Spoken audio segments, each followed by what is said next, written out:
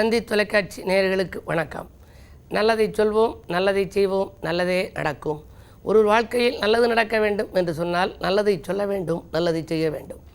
அந்த அடிப்படையில் இன்றைக்கு 5/10/2015 திங்கட்கிழமை திருவாதிரை நட்சத்திரம் மதியம் 1:42 வரை, பிறகு புனர்பூசம் நட்சத்திரம். இன்றைக்கு தேய்பிறை அஷ்டமி. வைரவரை வழிபட்டு வளம் காண வேண்டிய நாள். வைரவர் இருக்கிற ஆலயங்களிலெல்லாம் இன்று ஹோமங்களெல்லாம் வைப்பார்கள், அபிஷேக ஆராதனைகள் நடைபெறும். எங்கள் பக்கத்திலே சிவகங்கை மாவட்டம் வைரவன்பட்டி என்ற ஒரு ஊர் இருக்கிறது. திருப்பத்தூருக்கு பக்கத்திலே இருக்கிறது. எங்கள் ஊர் கீழச்சிவல்பட்டியிலிருந்து அது ஒரு 4 கிலோமீட்டர் தூரத்திலே உள்ள ஊர். பொதுவாக வைரவர் பெயரிலேயே உள்ள ஊர் அந்த ஊர் வைரவன்பட்டி என்று இருக்கிறது. அங்கு இன்றைக்கு மிக கோலாகலமாக விழா நடக்கும். வைரவரை நாம் கும்பிட்டால் வளர்ச்சி நமக்கு அதிகரிக்கும்.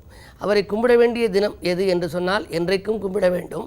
இந்த தேய்பிறை அஷ்டமியிலே கும்பிட்டால், அஷ்டமி என்று சொன்னால் 8 வகை இலக்குமியும் கூடுகின்ற நாள். எனவே நமது வாழ்க்கையிலே பொருளாதார வளர்ச்சி மேலோங்கும்.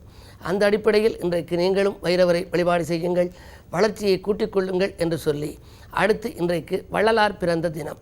வள்ளலார் ராமலிங்க சுவாமிகள் பிறந்த தினம். அவரையும் நாம் நினைவு கொள்ள வேண்டும்.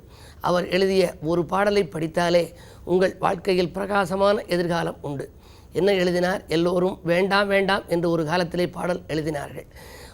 அதாவது உலக நீதி என்று ஒன்று உண்டு. அதிலே எல்லாம் ஒவ்வொரு வரியிலும் வேண்டாம் வேண்டாம் என்று முடியும். அதை இவர் பார்த்தார். வள்ளலார் ஓதாமல் ஒரு நாளும் இருக்க வேண்டாம், ஒருவரையும் பொல்லாங்கு சொல்ல வேண்டாம், மாதாவை ஒரு நாளும் மறக்க வேண்டாம், வஞ்சனைகள் செய்வாரோடு இணங்க வேண்டாம் என்று ஆசிரியர் சொல்லிக் கொடுத்த பொழுது, ஐயா வேண்டாம் வேண்டாம் என்று சொல்லாதீர்கள், வேண்டும் வேண்டும் என்று சொல்லுங்கள் என்று வள்ளலார் சொன்னாராம்.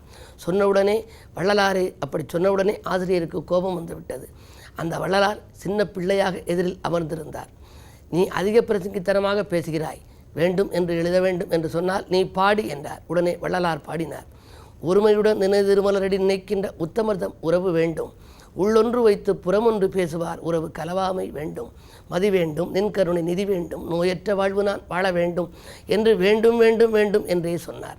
அப்படி சொல்லிய பொழுது வள்ளலாருக்கு வயது 4 வயது. ஆகையினாலே அந்த வள்ளலாரை நாம் நினைவு கொண்டு அந்த வேண்டுதல் பதிகத்தை நாம் படிக்க வேண்டும். நமது வாழ்க்கையிலும் பாசிட்டிவ் சிந்தனையாக எதிர்மறை எண்ணங்கள் இல்லாத சொற்களையெல்லாம் நீங்கள் சொல்ல வேண்டும்.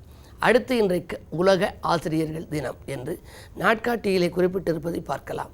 பொதுவாக குருவை மதிக்க வேண்டும். குருவருள் இருந்தால்தான் நமக்கு திருவருள் கிடைக்கும். மாதா, பிதா, குரு, தெய்வம் என்ற வரிசையிலே 3ஆம் இடத்திலே குரு. மாதா காட்டித்தான் பிதா யார் என்று தெரிய வேண்டும், பிதா காட்டித்தான் குரு யார் என்று தெரிய வேண்டும், அந்த குரு காட்டித்தான் தெய்வம் யார் என்று தெரிய வேண்டும். தெய்வத்தை நமக்கு அறிமுகப்படுத்திய ஆற்றல் குருவுக்கு உண்டு. எனவே இன்றைக்கு உலக ஆசிரியர்கள் தினம். நீங்களும் உங்கள் ஆசிரியர்கள், உங்களுக்கு குருவாக இருப்பவர்களிடம் நீங்களும் இன்றைக்கு ஆசீர்வாதம் பெற்றுக்கொண்டால் அவருடைய ஆசீர்வாதத்தினால் உங்கள் வாழ்க்கையில் மிகச்சிறந்த அமைப்புகள் உருவாகும், வாழ்க்கை வளமாக அமையும் என்று தெரிவித்து இனி இன்றைய ராசி பலன்களை இப்பொழுது உங்களுக்கு வழங்கப் போகின்றேன். மேசராசி நேயர்களே, முட்டுக்கட்டைகள் அகல திட்டமிட்டு செயல்பட வேண்டிய நாள். முயற்சிக்கு பலன் உங்களுக்கு மாலை நேரத்தில் தான் கிடைக்கும். 6லே ராகு இருப்பதால் அஷ்டலட்சுமி யோகம் உண்டு. என்றாலும் கூட சூரியனோடு இணைந்திருக்கின்றார். எனவே வரவு செலவுகளில் கொஞ்சம் சிக்கனம் காட்டுவீர்கள். வாழ்க்கை தேவைகள் ஒரு சிலருக்கு கடைசி நேரத்தில் தான் பூர்த்தியாகும். தொழிலில் பாதியிலேயே தடைகள் வந்துவிட்டது என்று கவலைப்படுவீர்கள். புதிய பங்குதாரர்களை சேர்த்துக்கொள்ளும் எண்ணம் கூட மேலோங்கலாம். 8லே சனி இருப்பதால் அஷ்டமத்து சனியின் ஆதிக்கத்தால் தடைகள் ஏற்படத்தான் செய்யும். என்றாலும் கூட வழிபாட்டினால் நீங்கள் அந்த தடைகளை அகற்றிக்கொள்ள இயலும் என்பதை அறிந்து இன்றைக்கு கிழமையின் அடிப்படையில் நீங்கள் அம்பிகை வழிபாட்டை மேற்கொள்ளுங்கள். ஆனந்தமான வாழ்க்கையை வரவழைத்துக் கொள்ளுங்கள். ரிஷபராசி நேயர்களே, சொல்லும் சொற்களெல்லாம் வெல்லும் சொற்களாக மாறுகின்ற நாள். சுப செய்திகள் வீடு தேடி வரப்போகின்றது. இடம் வாங்குவது, பூமி வாங்குவது பற்றிய சிந்தனை உங்களுக்கு மேலோங்கும். விலகிச் சென்ற சொந்தங்கள் விரும்பி வந்து சேருவார்கள். குடும்பத்தில் மகிழ்ச்சி கூடும். பணவரவு திருப்திகரமாகவே இருக்கிறது. உதிரி வருமானங்களும் உங்களுக்கு உண்டு. மிதுனராசி நேயர்களே, வெற்றி படிக்கட்டின் விளிம்பில் ஏறும் நாள். வீட்டு தேவைகள் உங்களுக்கு பூர்த்தியாகும். கூட்டு முயற்சிகளிலும் உங்களுக்கு லாபம் கிடைக்கும். வெளிவட்டார பழக்க வழக்கம் விரிவடையும். தனாதிபதி உங்கள் ராசியில் இருக்கும் பொழுது உங்களுக்கு எந்த கவலையும் இல்லை. கேட்ட இடத்தில் உதவிகள் கிடைக்கும். வங்கி சேமிப்பு உயரும். வாழ்க்கை தேவைகள் பூர்த்தியாகும். கடகராசி நேயர்களே, பாக்கிகள் வசூலாகி பரவசப்படுத்தும் நாள். பணிபுரியும் இடத்தில் இருந்த தொல்லை அகலும். என்ன இருந்தாலும் ராசிநாதன் 12இல் ஒரு பெரும் விரயம் காத்திருக்கிறது. நண்பர்களுக்கும் செய்யலாம் அல்லது உறவினர்களுக்கும் நீங்கள் விரயம் செய்யலாம். எனவே இன்றைக்கு நீங்கள் சிக்கனத்தை கையாள முடியாது. செய்யும் விரயங்கள் சுபவிரயமாக மாற வீட்டுக்கு தேவையான அத்தியாவசிய பொருள், ஆடம்பர பொருள் போன்றவற்றையெல்லாம் வாங்குங்கள். தங்கம் வெள்ளி வாங்குவதிலும் கூட தனி கவனம் செலுத்துவது நல்லது. சிம்மராசி நேயர்களே, தொய்வடைந்த தொழிலை தூக்கி நிறுத்தும் நாள். இன்றைக்கு துணையாக இருப்பவர்கள் உங்களுக்கு தோள் கொடுத்து உதவுவார்கள். குரு மங்கள யோகம் இருப்பதால் தொட்ட காரியங்களில் வெற்றி கிடைக்கும். எதிர்பாராத வரவும் உண்டு. விலகிச் சென்ற சகோதரர்கள் விரும்பி வந்து சேருவார்கள்.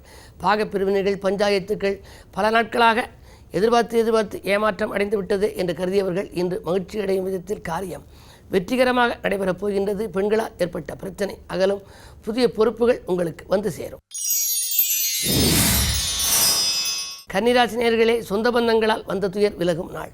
சுயமுயற்சியிலே உங்களுக்கு வெற்றி கிடைக்கும். புதன் பலம் பெற்றிருப்பதால் மருத்துவ செலவுகள் குறையும். மாற்று மருத்துவத்தால் உடல்நலத்தை சீராக்கிக் கொள்வீர்கள். தொழில் நலம் கருதி ஒரு முன்னேற்றம் காண ஏதேனும் ஒரு புதியவர்களை சந்திக்கப் போகின்றீர்கள். உத்தியோகத்தில் உள்ளவர்களுக்கெல்லாம் உயர்வு கிடைக்கும். எதிர்பார்த்தபடியே ஊதிய உயர்வும் உண்டு, உத்தியோக உயர்வும் உண்டு. நீண்ட தூரங்களுக்கு மாறுதல் கிடைக்கிறது என்று ஒரு சிலர் கவலைப்படலாம். இருந்தாலும் வரும் மாறுதல்களை நீங்கள் ஏற்றுக்கொள்ளுங்கள். துலாம் ராசி நேயர்களே, பணியிட மாற்றத்தால் பதட்டம் அதிகரிக்கும் நாள். திடீரென உத்தியோகத்தில் உங்களை மாற்றம் செய்து விடுவார்கள். எனவே உங்களுக்கு பதட்டம் ஏற்படலாம்.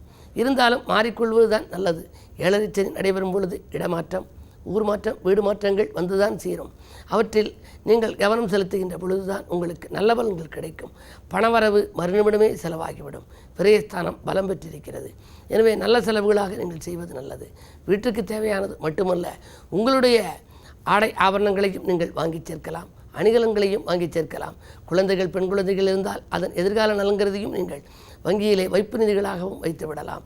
அவருடைய வரதட்சணை அவர்களுக்கு கொடுக்கக்கூடிய அந்த சீர்வரிசை பொருட்களுக்கும் நீங்கள் வாங்கி சேர்ப்பதற்கு இன்றைக்கு உகந்த நாளாக இருக்கின்றது.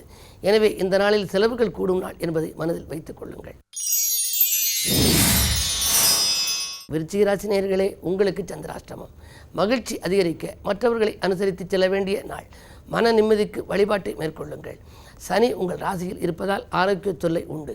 அலைச்சலுக்கேற்ற ஆதாயம் கிடைக்குமா என்பது சந்தேகம்தான். நண்பர்களை நம்பி ஒரு பொறுப்பை ஒப்படைத்தால் அவர்கள் செய்யாமல் உங்களிடமே மீண்டும் கொண்டு வந்து தரலாம். இல்லத்தில் உள்ளவர்களையும் அனுசரித்துக் கொள்ளுங்கள். அருகில் இருப்பவர்களை அனுசரித்து சென்றால் ஆதாயம் உண்டு. தனுசு ராசி நேயர்களே, உங்களுக்கெல்லாம் தன்னம்பிக்கையை தளரவிடாமல் பார்த்து கொள்ள வேண்டிய நாள். 12இல் சனி இருந்தால் பக்குவமாக நீங்கள் செயல்படுத்த முடியாது. கோபங்கள் வந்து கொண்டிருக்கும். முன்னேற்ற தடையாக, முட்டுக்கட்டையாக அந்த கோபமே இருக்கலாம். ஒரு சிலர் உங்களை விட்டு விலகிச் செல்வார்கள். நீங்கள் எச்சரிக்கையோடு பழகுவதுதான் நல்லது. 10இலே புதன் இருப்பதால் மாமன் மைத்துன வழியில் ஒத்துழைப்பு இன்றைக்கு கிடைக்கும்.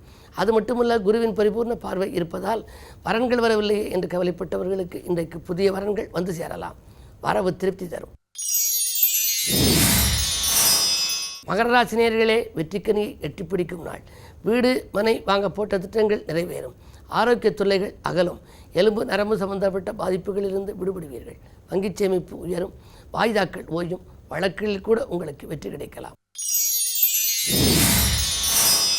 கும்பராசி நேயர்களே, போன் மூலம் பொன்னான தகவல் வந்து சேரும் நாள். பொல்லாதவர்கள் உங்களை விட்டு விலகுவார்கள். பொருளாதார நிலை உயரும். கேட்ட இடத்தில் உங்களுக்கு உதவிகள் கிடைக்கும். கல்விக்காக எடுத்த முயற்சி, கடல் தாண்டுவதற்காக எடுத்த முயற்சிகள் எல்லாம் உங்களுக்கு வெற்றி கிடைக்கக்கூடிய சூழ்நிலை உண்டு. புதன் மறைந்திருக்கிறார். மறைந்த புதன் நிறைந்த தனலாபத்தை தருவார். எனவே அந்த தனலாபத்தின் மூலமாக நீங்கள் நினைத்ததையெல்லாம் என்று சாதிக்கலாம். இந்த நாள் உங்களுக்கு ஒரு நல்ல நாள்.